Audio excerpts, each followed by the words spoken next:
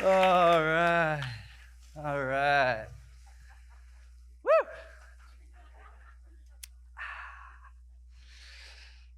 Hi, everyone. Woo! Hey! My name is Brian Harman. I'm a professor of leadership from California. I have 3 brothers, 2 dogs, 1 son, and I'm married to my first childhood love. Yeah. My family's actually here today. My older brother, Jonathan, my oldest brother, the last thing he said to me, "You better not shame the family name." This inspiration really keeps me going. I told him, look, don't worry. I have been preparing for this. I've even been using some eye creams, right? Because I'm 35 and 3/4 now. The wrinkles are there. They've officially begun. So now in my older years, I've had all this time to rethink leadership. What does it mean to be a leader? The best leaders have pushed the world forwards, making people better off than they were before. And this type of leader, though, they're not made overnight.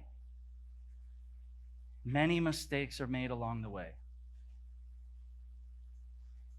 By being open, by sharing their vulnerabilities, by laughing at their failures. This is how leaders build trust. With that in mind, please repeat after me. Why do leaders laugh at failure? Why do leaders laugh at failure? Oh, thanks for asking. That's why I'm here. So, I'm here to help you to reimagine how humor, trust, leadership, and failure are all connected. I'll also be showing you an improv-inspired leadership behavior that's quite effective for building trust. So now one thing that I've learned as a humor researcher is that laughter at a deeply primitive and biological level is connected to trust and psychological safety. It's a physical signal for those things. Much like eye contact or a hug or a handshake. And we laugh with people we trust, right? During laughter, we raise up our chins. Ha ha ha ha ha. Go ahead and try that. Ha ha ha ha ha. Oh my gosh. This exposes our most vulnerable body parts, our carotid arteries, our jugular veins, our cranial vagus nerves, right? This idea, the connection of humor and trust, this led me to begin experimenting, conducting studies, and taking a bunch of improv classes. Now, in the practice of improvisational humor, there's this thing called the failure ritual, okay? And anytime you make a mistake, you got to shake things off and move on quickly. So let's try some of those failure rituals together. All you got to do is repeat after me. All right? Everybody ready? Ah! E! Whoopsie daisy! Oh! Oh, that last one's my brother's favorite. It's his favorite dance. It's the raise the roof, right? Failure rituals, they're simply a mechanism for us to laugh at our failures.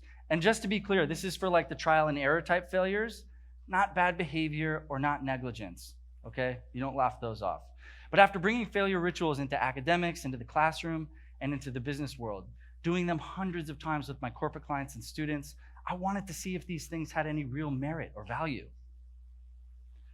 Or perhaps maybe I just identify as a 5-year-old. But seriously, think about this. What would you do if you knew you couldn't fail? What would you do if you knew you wouldn't fail? Maybe you'd eat better. Maybe you'd change your life or career. Maybe you'd turn your dog into a supermodel. And that's actually my dog. He was a model, a collar model. Or if you're a cat person, you probably know that if you throw your cat, they always land on their feet, and that's because of something called the righting reflex. They can immediately adapt because of their innate flexibility. It's amazing to watch. I don't support the throwing of cats. I don't think you should throw your cats. I've never thrown a cat personally.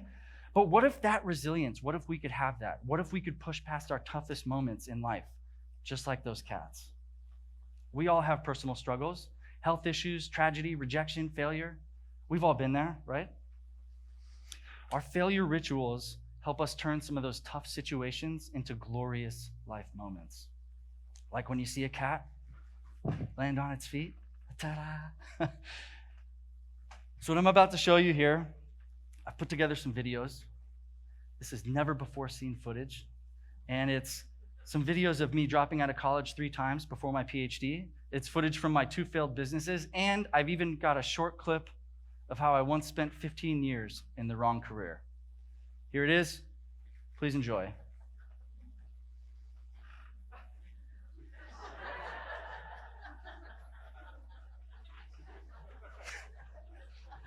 Even if you've never fallen off your stripper pole, we all know that's what failure can feel like. So if you've ever failed, please stand up with me. All together. Woo! All right. Now, your only penalty for all your failures is that you're going to do something with everyone in the room today, and we're going to do the evil laugh. Okay, so when I say go, that's when you're going to start. Ready? 1, 2, 3. Bwah! Louder, louder, louder. Bwah! You guys are crazy. All right. As you take your seats, give your neighbors a fist bump because congratulations, you've just done a failure ritual. All right. Let's talk about humor. Humor falls into 4 main categories. On the positive side, you've got self-enhancing and affiliative humor. On the negative side, you've got self-deprecating and aggressive humor. Leaders stay on the positive side, okay? And self-enhancing humor, this is simply the act of not taking life too seriously. Like the great American actor, singer, one of my heroes, Zac Efron, once said, with a sense of humor, nothing can bring you down, right? Or affiliative humor. Some examples of that are like the jokes, the stories, the activities, the collaboration, the conversations, and work-appropriate humor that bond people together. Failure rituals are good because they're both self-enhancing and affiliative. They're good for you, and they're good for the people around you. Now for this next part, I gotta get into character.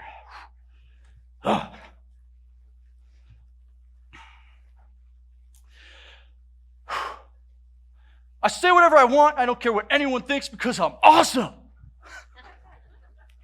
Can you imagine being in a work meeting with that guy?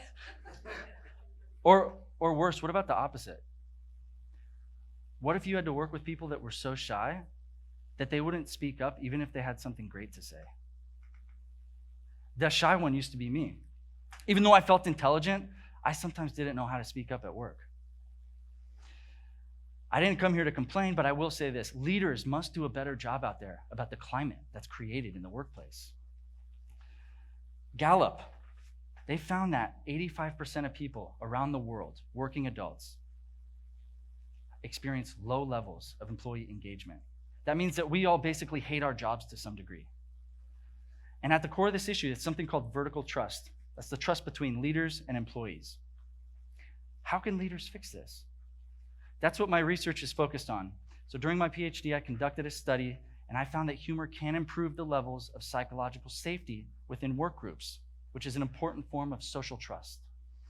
Dr. Kahn, the godfather of employee engagement, he defines psychological safety as when you feel like you can be your full self without having to fear the consequences of your actions on your image, your reputation, and your career.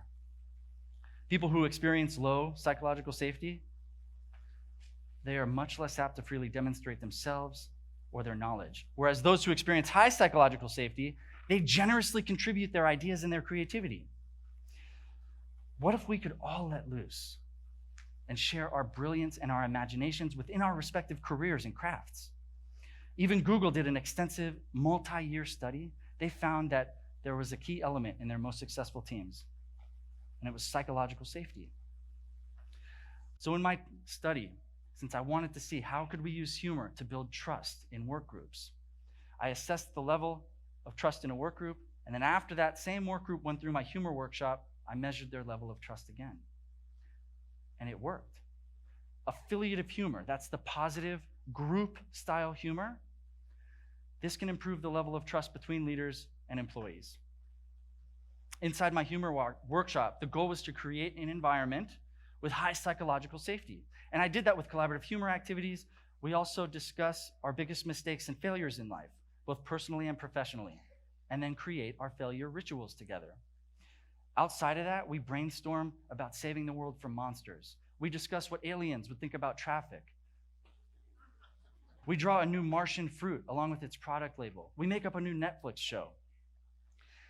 We use collaborative exercises, questions, and activities to get to know each other and to let each other make mistakes. And after each mistake, we do our failure rituals. This helps establish psychological safety. You might also want to know, Pew Research, they recently published some results, and they found that people had higher confidence in the leaders that freely admit their failures.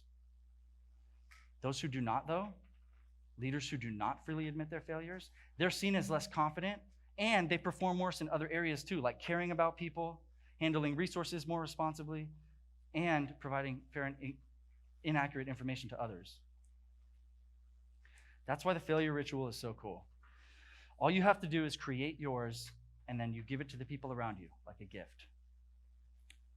When I asked you earlier, what would you do if you knew you wouldn't fail? That was actually a joke. Because you should do it anyways. That's what leaders do. They do it, they fail, they laugh it off, and repeat. They know that, and leaders also know that failure is success in progress. I say laughing about it is even better. So please, try out your failure ritual, and please remember that humor is awesome, but it's not as cool as the people you share it with, especially to all my VIPs in the gray-colored seats. That made you look. Thank you all so much. Thank you. Thank you. Thank you.